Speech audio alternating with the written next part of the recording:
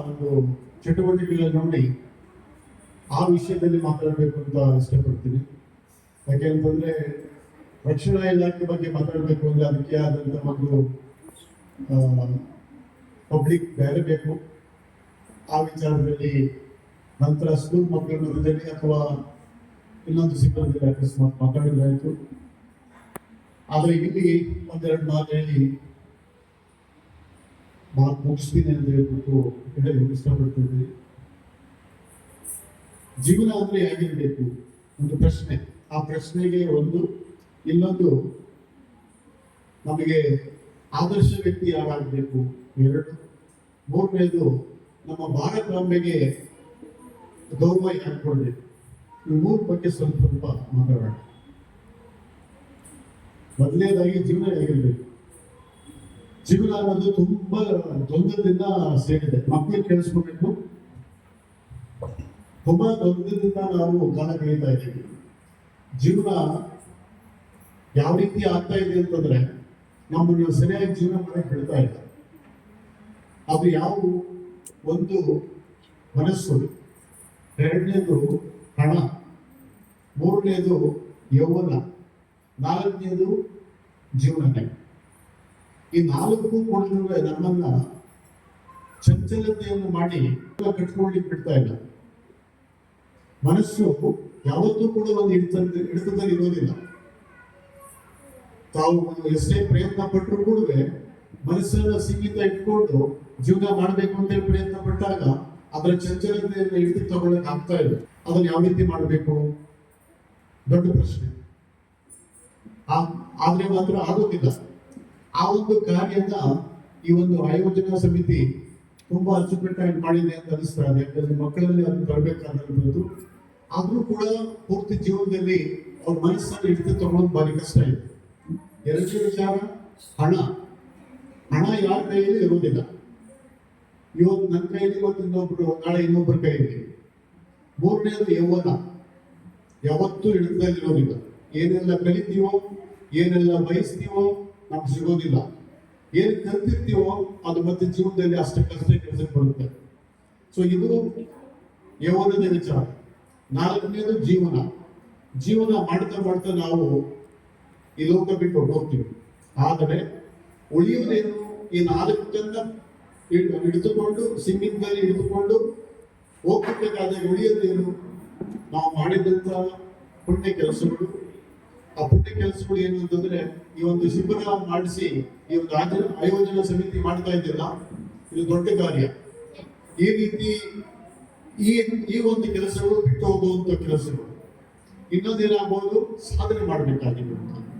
ನಾವು ಜೀವನದಲ್ಲಿ ಹುಟ್ಟಿದ್ವಿ, ಏನ್ ಮಾಡಬೇಕು, ಸಾಧನೆ ಮಾಡಬೇಕು. ಆ ಸಾಧನೆಗೆ ಯಾವ ರೀತಿ ರೂಪ ಕೊಡಬೇಕು ಅನ್ನೋದನ್ನು ಕೂಡ ಯೋಚನೆ ಮಾಡಬೇಕಾಗ್ತದೆ. ಅದು ಮಾಧ್ಯಮಗಳಲ್ಲಿ ನಮ್ಮ ವಿಚಾರ ಮುಂದೆ ಇಡ್ತಾ ಇದ್ದೀನಿ, ಮಕ್ಕಳಲ್ಲಿ ಆ ಮಾತನ್ನ ತಲುಪಿಸ್ಲಿಕ್ಕೆ. ಈ ಒಂದು ಜೀವನದ ಪರ್ಯಾಯದಲ್ಲಿ ನಮಗೆ ಉಳಿಯುವಂಥದ್ದು ಪುಣ್ಯ ಕೆಲಸಗಳು, ಇನ್ನೊಂದು ಸಾಧನೆ. ಆ ಎರಡನ್ನ ಈ ಒಂದು ಗೊಂದಲದ ಮಧ್ಯದಲ್ಲಿ ಯಾವ ರೀತಿ ಮನುಷ್ಯ ಬಾಳಬೇಕು ಅಂತ ಹೇಳ್ಬಿಟ್ಟು ಆ ನಾಲ್ಕು ಪಾಠ ಕಲಿಸ್ತೇವೆ. ಬಿಟ್ಟು ಹೋಗುವಂಥದ್ದು ಪುಣ್ಯ ಮತ್ತೆ ಸಾಧನೆ. ಅದಕ್ಕೋಸ್ಕರವಾಗಿ ಆ ಒಂದು ಸಾಧನೆ ಮತ್ತೆ ಪುಣ್ಯ ಮಾಡಿದಂಥವ್ರಿಗೆ ಏನ್ ಸಿಗುತ್ತೆ? ಒಂದು ಯಶಸ್ಸು, ಇನ್ನೊಂದು ಕೀರ್ತಿ. ಯಶಸ್ವಿ ಎರಡೂ ಸಿಗುತ್ತೆ, ಆದ್ರೆ ಕೀರ್ತಿ ಸಿಗ್ಬೇಕಲ್ಲ. ಪುಣ್ಯ ಕೆಲಸ ಮಾಡಿದಾಗ ಮತ್ತೆ ಇನ್ನೊಂದು ಸಾಧನೆ ಉಳಿಸಿ ಹೋದಾಗ ಯಶಸ್ಸು ಅಂತೂ ಇದ್ದೇ ಇರುತ್ತೆ, ಆದ್ರೆ ಮಾತ್ರ ಕೀರ್ತಿ ಬೇಕು. ಆ ಕೀರ್ತಿಗೆ ಯಾವ ರೀತಿ? ಕೀರ್ತಿ ಅಂತ ಕ್ಷಣಕ್ಕೆ ಮನುಷ್ಯ ಇಲ್ದಾಗ ಯಾರು ನೆನೆಸ್ಕೊಳ್ತೀವೋ ಅದು ಕೀರ್ತಿ. ಆ ಕೀರ್ತಿಗೋಸ್ಕರ ಕೆಲಸ ಮಾಡಬೇಕಾದ್ರು. ಇದು ಒಂದು ಜೀವನದ ಹಾದಿ ಬಗ್ಗೆ ಹೇಳಕ್ಕೆ ನಿಮ್ಮ ಮುಂದೆ ಇಟ್ಟಿದ್ದೀರಿ. ಎರಡನೇದಾಗಿ ನಮಗೆ ಆದರ್ಶ ವ್ಯಕ್ತಿ ಯಾರಾಗಬೇಕು? ಎರಡನೇ ಪ್ರಶ್ನೆ. ಆದರ್ಶ ವ್ಯಕ್ತಿ ಇವತ್ತಿನ ದಿವಸದಲ್ಲಿ ಹೀರೋಯಿನ್ ಇಲ್ಲ ಅಥವಾ ಹೀರೋಯಿನ್ಸ. ಅವರೇ ಹೀರೋಗಳು, ಆಕ್ಚುಲಿ ಹೀರೋಗಳು ಅವರು. ಆಕ್ಚುಲಿ ಅವರು ಹೀರೋಯಿನ್ಸ. ನಮ್ಮ ಸಮಾಜದಲ್ಲಿ ಇವತ್ತು ಏನಾಗ್ಬಿಟ್ಟಿದೆ ಅಂತಂದ್ರೆ, ಯಾರು ಸಾಧನೆ ಒಳಪಡದಲ್ಲೇ ಅವರ ಜೀವನಕ್ಕೋಸ್ಕರವಾಗಿ ಜೀವನ ಸೀಮಿತ ಇಟ್ಕೊಂಡು ಏನ್ ಮಾಡ್ತಿದ್ದಾರೋ ಅವ್ರಿಗೆ ಹೀರೋ ತೋರಿಸ್ತಾ ಇದ್ವಿ ನಮ್ಮ ಸಮಾಜ. ಸಾಕಷ್ಟು ನಿದರ್ಶನಗಳು ನಮ್ಮೆಲ್ಲ ಮುಂದೆ ಇದ್ದಾವೆ. ಸುಭಾಷ್ ಚಂದ್ರ ಬೋಸ್, ಸುಭಾಷ್ ಚಂದ್ರ ಬೋಸು, ಸ್ವಾಮಿ ವಿವೇಕಾನಂದ, ಶ್ರೀಕೃಷ್ಣ ಪರಮಾತ್ಮ. ಈ ಒಂದು ಶಿಬಿರದಲ್ಲಿ ಆ ಶ್ರೀಕೃಷ್ಣ ಪರಮಾತ್ಮನ ಹೆಸರು ನಾನು ಉಲ್ಲೇಖ ಮಾಡಿ ಉದಾಹರಣೆ ಕೊಡಬೇಕು ಅಂತ ಇಷ್ಟಪಡ್ತೇನೆ. ಯಾವ ರೂಪದಲ್ಲಿ ಶ್ರೀಕೃಷ್ಣ ಹುಟ್ಟಿದ ಎಲ್ಲರಿಗೂ ಗೊತ್ತಿರೋ ವಿಚಾರ. ಆದರೆ ಅವರ ತಾಯಿಗೆ ಎಷ್ಟು ಕಣ್ಮಣಿಯಾಗಿದ್ದ. ನಂತರ ಶಿಷ್ಟ ರಕ್ಷಕ, ದುಷ್ಟ ಶಿಕ್ಷಕ, ಭ್ರಷ್ಟ ಶಿಕ್ಷಕ, ಅದನ್ನ ಪೂರ್ತಿ ಜೀವನ ಪರ್ಯಂತವಾಗಿ ಮಾಡ್ಕೋಸುವಂತ ವ್ಯಕ್ತಿ. ಅದರ ಆದರ್ಶ ನಾವು ಆಗ್ಬೇಕು. ಅವರಂತಾನೆ ನಡೆದಂತವ್ರು ಸ್ವಾಮಿ ವಿವೇಕಾನಂದ. ಸ್ವಾಮಿ ವಿವೇಕಾನಂದರು ಕೂಡ ಏನಾಯ್ತು, ಅವರ ವಿಚಾರ ಅಷ್ಟಕ್ಕಷ್ಟೇ ಗೊತ್ತಿತ್ತು ಸುಭಾಷ್ ಚಂದ್ರ ಬೋಸ್ಗೆ. ಸುಭಾಷ್ ಚಂದ್ರ ಬೋಸು ನಮ್ಮ ರಾಷ್ಟ್ರಗೀತೆ ಬರೆದಂತ ವ್ಯಕ್ತಿಯಾದರು. ರವೀಂದ್ರನಾಥ್ ಠಾಗೂರ್ ಹತ್ರ ಭೇಟಿಯಾದಾಗ ತುಂಬಾ ರಾಷ್ಟ್ರ ಕಷ್ಟದಲ್ಲಿದೆ, ಈ ಕಠಿಣ ಸಮಸ್ಯೆಯಲ್ಲಿ ಯಾವ ರೀತಿ ಪಾರ ಆಗೋದು, ಏನ್ ಮಾಡಿದ್ರೆ ಸರಿ ಅಂತ ಹೇಳ್ಬಿಟ್ಟು ಅವರಿಗೆ ಒಂದು ಗೊಂದಲ ಉಂಟು. ಯಾಕೆಂದ್ರೆ ಅಂತ ವ್ಯಕ್ತಿ ಅಂತವ್ರ ಹತ್ರ ಒಂದು ದೊಡ್ಡ ಮಹಾ ಋಷಿ ಅವರು ರವೀಂದ್ರನಾಥ್ ಠಾಗೂರ್ ಹತ್ರ ಪ್ರಶ್ನೆ ಮಾಡಿದ್ರು. ಇವರೇ ಬುದ್ಧಿವಂತರು ಯಾರು? ಸುಭಾಷ್ ಚಂದ್ರ ಬೋಸ್. 1919ರಲ್ಲಿ ಅವರು ಸಿವಿಲ್ ಸರ್ವಿಸಸ್ ಅಲ್ಲಿ ಒಂದು ಒಳ್ಳೆ ಮಟ್ಟದಲ್ಲಿ ಪೂರ್ಣ ಮಾಡಿಕೊಂಡು ಅಡ್ಮಿನಿಸ್ಟ್ರೇಷನ್ ನೌಕರಿ ಮಾಡ್ತಾ ಇದ್ದಂತ ವ್ಯಕ್ತಿ. ಅದಕ್ಕೆ ಅವರು ಉತ್ತರ ಕೊಟ್ಟರು, ಏನು ಮಾಡಬೇಕಾದಿಲ್ಲ, ಸ್ವಾಮಿ ವಿವೇಕಾನಂದರ ಕೆಲವು ಪುಸ್ತಕಗಳನ್ನು ಓದಕ್ಕೆ ಸಾಕು ಅಂತೆ. ಅವ್ರು ಅದೇ ಕೆಲಸ ಮಾಡಿದ್ರು ಸುಮಾರು 1-2 ತಿಂಗಳು. ಹಿಸ್ಟ್ರಿ ಇತಿಹಾಸವನ್ನು ನಮ್ಮ ಮುಂದೆ ಕಾಣಿಸ್ತಾ ಇದೆ. ಅವ್ರು ಓದಿದ್ದಕ್ಕೆ ಮಾತ್ರ ಅವರು ಸುಭಾಷ್ ಚಂದ್ರ ಬೋಸ್ ಆಗುವಂತ, ಇಲ್ಲಾಂದ್ರೆ ಅವರ ಒಂದು ಮನಸ್ಸಿನಲ್ಲಿ ಆ ಒಂದು ದಕ್ಷತೆ ಇರಲಿಲ್ಲ. ಸುಭಾಷ್ ಚಂದ್ರ ಬೋಸರು ಸ್ವಾಮಿ ವಿವೇಕಾನಂದರ ಆದರ್ಶಗಳನ್ನು ಓದಿದಕ್ಕೋಸ್ಕರವಾಗಿ ಇವತ್ತು ಕೂಡ ಅವರ ಕೀರ್ತಿ ನಮ್ಮ ಮುಂದೆ ಕಾಣಿಸ್ತಾ ಇದೆ. ಆ ರೀತಿ ಅದಕ್ಕಿಂತ ಮೊದಲು ನಮ್ಮ ಶ್ರೀಕೃಷ್ಣನ ಒಂದು ಏನು ಕಂಸನನ್ನ ಯಾವ ರೀತಿ ಮಾಡಿ ತೋರಿಸಿದ್ರು, ತಾಯಿಗೆ ಯಾವ ರೀತಿ ಅವರು ಒಂದು ಮಮತೆ ಯಾವ ರೀತಿ ಇತ್ತು, ತದನಂತರ ಮುಂದಕ್ಕೆ ಬರ್ತಾ ಭಗವದ್ಗೀತೆ ಯಾವ ರೀತಿ ಹಂಚಿದರು, ಪ್ರತಿಯೊಬ್ಬರಿಗೂ ಗೊತ್ತಿರೋ ವಿಚಾರ. ಹಾಗಾಗಿ ಸಮಯಕ್ಕೆ ಈಗ ಉದಾಹರಣೆಗೆ ನಾನು ಹೇಳಕ್ ಇಷ್ಟಪಡ್ತೀನಿ ಭಾರತೀಯ ಅವರಿಗೆ, ಕೆಲವೇ ದಿನಗಳಲ್ಲಿ ಒಂದು ಪ್ರೋಗ್ರಾಮ್ ಶುರುವಾಗ್ತಾ ಇದೆ, ಮೈತ್ರಿ ಸಂಸ್ಕೃತ ಸಂಸ್ಥಾನ ಪ್ರತಿಷ್ಠಾನ ಅಂತ ಹೇಳ್ಬಿಟ್ಟು. ಅದರಲ್ಲಿ ರಾತ್ರಿ ಸರಿಯಾಗಿ 8 ಗಂಟೆಗೆ 3 ಕಥೆಗಳನ್ನು ಹೇಳುತ್ತಾರೆ. ಬರೀ 3 ಕಥೆಗಳು 90 ದಿವಸ ಹಿಡಿತು. 90 ಅಂತಂದ್ರೆ 9 3 27 270 ಕಥೆಗಳನ್ನ ಹೇಳುವಂತದ್ದಾಗುತ್ತೆ. ಆ ಕಥೆಗಳು ಹೇಳುವಂತ ವ್ಯಕ್ತಿಗಳು ಯಾರು?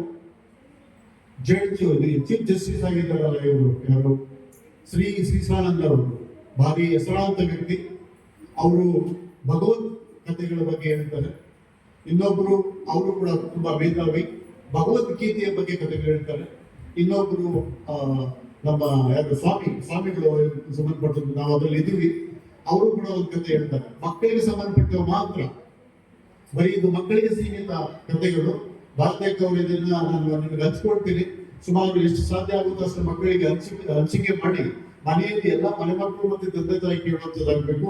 ರಾತ್ರಿ 8ರಿಂದ 8:30 ಬರೀ ಅರ್ಧೇ ಗಂಟೆಯಲ್ಲಿ 10 ನಿಮಿಷಕ್ಕೆ 3 ಕಥೆಗಳು ಹೇಳುವಂತದ್ದಾಗುತ್ತೆ. ಭಾರಿ ಉತ್ತಮವಾಗಿರ್ತದೆ. ನಮ್ಮಲ್ಲಿ ತುಂಬಾ ಬದಲಾವಣೆ ಬರಲಿಕ್ಕೆ ಸಾಧ್ಯತೆ ಇದೆ. ಬೇಕೇ ಬೇಕು, ಅದರಲ್ಲಿ ಮನವರಿಕೆ ಇರಲಿ.